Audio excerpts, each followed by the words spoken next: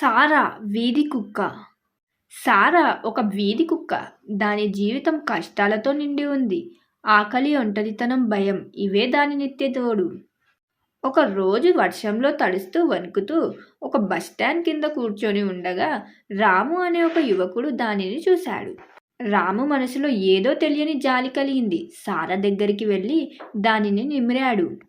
అది భయంతో దూరంగా జరిగిపోయింది. అయినా రాము ఓపికగా దానికి కొన్ని బిస్కెట్లు ఇచ్చాడు. ప్రతిరోజు రాము సారా కోసం బిస్కెట్లు, అన్నం తీసుకురావడం మొదలుపెట్టాడు. సారా కూడా నెమ్మదిగా రాముకి అలవాటు పడింది.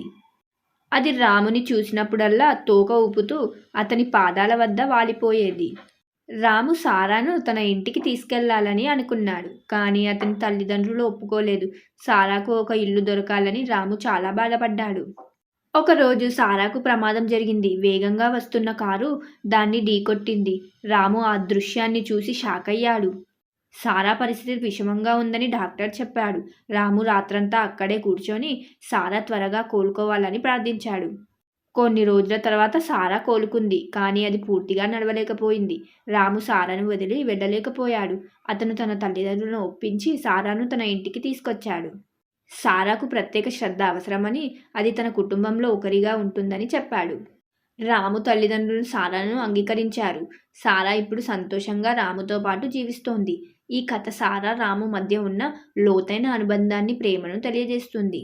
నీతి: ప్రేమ, దయ మరియు పట్టుదల ఏ కష్టమైన పరిస్థితినైనా మార్చగలవు. ఒక చిన్న సహాయం లేదా కరుణ చూపడం ఒక జీవి జీవితాన్ని పూర్తిగా మార్చగలవు. ఫ్రెండ్స్, ఇంకో కథలోకి వెళ్లే ముందు మన ఛానల్ని సబ్స్క్రైబ్ చేసుకోండి ఫ్రెండ్స్, లైక్ చేయండి. సింహం, చిలుక స్నేహం. ఒక దట్టమైన అడవిలో బలిష్టమైన సింహం ఉండేది. దాని పేరు రాజు. రాజు అంటే అడవిలోని జంతువులన్నిటికీ భయం. దాని దగ్గరికి ఏ జంతువు కూడా ధైర్యంగా వెళ్ళేది కాదు. ఒకరోజు రాజు విశ్రాంతి తీసుకుంటుండగా దాని ముందు ఒక చిన్న చిలుక వాలింది. రాజు చిలుకని చూసి కోపంగా గర్జించింది. చిలుక భయపడకుండా, రాజా, నాకు చాలా దాహంగా ఉంది, దయచేసి నాకు కొద్దిగా నీళ్లు ఇస్తావా అని అడిగింది. రాజు ఆశ్చర్యపోయింది. ఏ జంతువు కూడా దాన్ని అంత ధైర్యంగా అడగలేదు.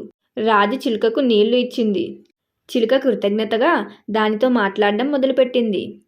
రాజు నెమ్మదిగా చిలుకతో మాట్లాడడం అలవాటు చేసుకుంది. రాజుకి చాలా ఏళ్లుగా ఎవరూ లేరు. దానితో మాట్లాడడానికి ఎవరూ లేరు. చిలుక వచ్చిన తర్వాత రాజు జీవితంలో మార్పు వచ్చింది.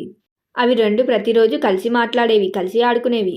ఒకరోజు వేటగాళ్ళు అడవిలోకి వచ్చారు. రాజు వేటగాళ్ళ ఉచ్చులో పడిపోయింది. అది ఎంత ప్రయత్నించినా బయటపడలేకపోయింది. చిలుక రాజుని చూసి భయపడిపోయింది. వెంటనే అది అడవిలోని అన్ని జంతువులను హెచ్చరించింది. అన్ని జంతువులు కలిసి వచ్చి వేటగాళ్లను తరిమికొట్టారు. రాజు సురక్షితంగా బయటపడింది. రాజు చిలుకకు కృతజ్ఞతలు చెప్పింది. ఆ రోజు నుండి రాజు మరియు చిలుక స్నేహం మరింత బలపడింది. ఈ కథ స్నేహానికి పరిమితులు ఉండవని, బలమైన బంధాలు ఏర్పడడానికి పరిమాణం, జాతితో సంబంధం లేదని చూపించింది. నీతి: నిజమైన స్నేహానికి ఎటువంటి పరిమితులు లేవు. పరిమాణం, బలం లేదా జాతి వంటివి స్నేహానికి అడ్డంకి కావు. భయం, అపోహలను విడితే బలమైన బంధాలు ఏర్పడతాయి. లైక్ చేయండి ఫ్రెండ్స్, సబ్స్క్రైబ్ చేసుకోండి. ఆలివర్, ఒంటరి తోడేలు. ఒకప్పుడు దట్టమైన అడవిలో ఆలివర్ అనే తోడేలు ఉండేది. అది తన గుంపు నుండి విడిపోయి ఒంటరిగా జీవిస్తోంది. ఆలివర్ బలమైనది, ధైర్యమైనది, కానీ లోపల చాలా ఒంటరిగా భావించేది. అది ఎప్పుడు తన గుంపును, తన కుటుంబ సభ్యులను మిస్ అయ్యేది. దాని ఆకలి కంటే ఒంటరితనం ఎక్కువగా ఉండేది. ఒకరోజు ఆలివర్ తన పాత కుందేలును కలుసుకుంది. ఆ కుందేలు చాలా బలహీనంగా ఉంది. దానికి ఆహారం దొరకలేదు.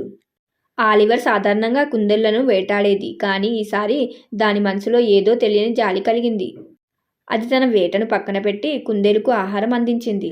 ఆ రోజు నుండి ఆలివర్, కుందేలు మంచి స్నేహితులుగా అయ్యారు. అవి ప్రతిరోజు కలిసి తిరిగేవి, ఒకదానికొకటి తోడుగా ఉండేది. కొన్ని రోజుల తర్వాత అడవిలో పెద్ద మంటలు చెలరేగాయి. అన్ని జంతువులు ప్రాణభయంతో పారిపోయాయి. కుందేలు వేగంగా పరిగెత్తలేకపోయింది. ఆలివర్ కుందేలును తన వీపుపై ఎక్కించుకొని సురక్షిత ప్రాంతానికి తీసుకెళ్ళింది. ఆలివర్ ఒంటరిగా పారిపోగలిగేది, కానీ అది తన స్నేహితుడిని వదిలివేయలేదు. అగ్ని ప్రమాదం తర్వాత అడవిలోని జంతువులన్నీ ఆలివర్ ధైర్యాన్ని, దయను మెచ్చుకున్నాయి. నెమ్మదిగా ఇతర తోడేళ్లు ఆలివర్ను తమ గుంపులో చేర్చుకోవడానికి వచ్చాయి. ఆలివర్ ఇప్పుడు తన కొత్త గుంపుతో, తన కుందేలు స్నేహితులతో సంతోషంగా జీవిస్తోంది. ఈ కథ స్నేహం యొక్క గొప్పతనాన్ని, అంతర్గత దయను తెలియజేస్తుంది.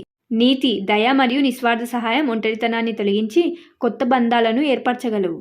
ఎదుటివారికి సహాయం చేయడం ద్వారా మనం కూడా సంతోషాన్ని, ఆశను పొందవచ్చు. లైక్ చేయండి ఫ్రెండ్స్. రోజీ చిన్న హమ్మింగ్ బర్డ్. ఒక అందమైన తోటలో రోజీ అనే చిన్న హమ్మింగ్ బర్డ్ ఉండేది. అది చాలా ఉత్సాహంగా, చురుకుగా ఉండేది. ప్రతిరోజు పూల నుండి తేనెను సేకరించేది. దానికి పూలంటే చాలా ఇష్టం. అది ప్రతిరోజు పువ్వుకు కృతజ్ఞతలు చెప్పేది. ఒకరోజు తోటలో పెద్ద తుఫాను వచ్చింది. తుఫాను తర్వాత చాలా మొక్కలు దెబ్బతిన్నాయి. వాటి పువ్వులు వాడిపోయాయి. రోజీ చాలా బాధపడింది. తేనె సేకరించడానికి పువ్వులు లేవు. కానీ దానికంటే ఎక్కువగా దానికి పువ్వులు అలా వాడిపోవడం చూసి మనసు విలవిలలాడిపోయింది. రోజీ నిరాశ చెందకుండా వాడిపోయిన మొక్కలకు నీళ్లు పోయడం మొదలుపెట్టింది. చిన్న హమ్మింగ్ బర్డ్ అయినప్పటికీ అది తన చిన్న ముక్కుతో నీటి బిందువులను తెచ్చి మొక్కలకు పోసేది. అది చాలా కష్టమైన పని, కానీ రోజీ పట్టు వదలకుండా చేసింది. తోటమాలి రోజీని చూసి ఆశ్చర్యపోయాడు. ఇంత చిన్న పక్షి ఇంత పెద్ద పని చేయగలదా అని ఆలోచించాడు. అతను రోజీ స్ఫూర్తితో తోటను తిరిగి బాగు చేయడం మొదలుపెట్టాడు. కొన్ని వారాల తర్వాత ఆ తోట మళ్ళీ పూలతో నిండిపోయింది. రోజీ సంతోషంగా ఆ పూల నుండి తేనె సేకరించింది. ఈ కథ పట్టుదల, ఆశ మరియు చిన్న ప్రయత్నాలు కూడా పెద్ద మార్పులను తీసుకురాగలవని చూపించింది. నీతి: పట్టుదల మరియు ఆశతో కూడిన చిన్న ప్రయత్నాలు కూడా పెద్ద మార్పులను తీసుకురాగలవు. మనం ఎంత చిన్నవారమైనా మన చుట్టూ ఉన్న ప్రపంచానికి మంచి చేయగలం. సబ్స్క్రైబ్ చేసుకొని లైక్ చేయండి ఫ్రెండ్స్. డాలీ వీల్ చైర్ కుక్క. ఒకప్పుడు నడిచే ఆడుకునే డాలీకి ఒక ప్రమాదం జరిగింది. ఆ ప్రమాదంలో దాని వెన్నెముకకు తీవ్ర గాయమైంది. వైద్యులు డాలీ మళ్ళీ ఎప్పటికీ నడవలేదని చెప్పారు. దాని యజమాని చిన్న అమ్మాయి నిత్య చాలా బాధపడింది. డాలీ లేకుండా తన జీవితాన్ని ఊహించుకోలేకపోయింది. డాలీ చాలా రోజుల పాటు నిరాశలో ఉంది. అది ఎక్కడికి కదలలేకపోయింది, ఆడుకోలేకపోయింది. నిత్య డాలీని చూసి చాలా ఏడ్చేది. తన ప్రియమైన కుక్క పడుతున్న బాధను చూడలేకపోయింది. అప్పుడు నిత్య తండ్రి ఒక ఆలోచనతో వచ్చాడు. అతను డాలీ కోసం ఒక వీల్ చైర్ను తయారు చేయించాడు. మొదట్లో డాలీ ఆ వీల్ చైర్ను అలవాటు చేసుకోవడానికి చాలా కష్టపడింది. అది అసహనంగా ఉండేది, అరుస్తూ ఉండేది. కానీ నిత్య ఓపికగా దానికి శిక్షణ ఇచ్చింది, దాన్ని ప్రోత్సహించింది. నెమ్మదిగా డాలీ వీల్ చైర్ను ఉపయోగించడం నేర్చుకుంది. అది మళ్ళీ పరిగెత్తడం, ఆడుకోవడం మొదలుపెట్టింది.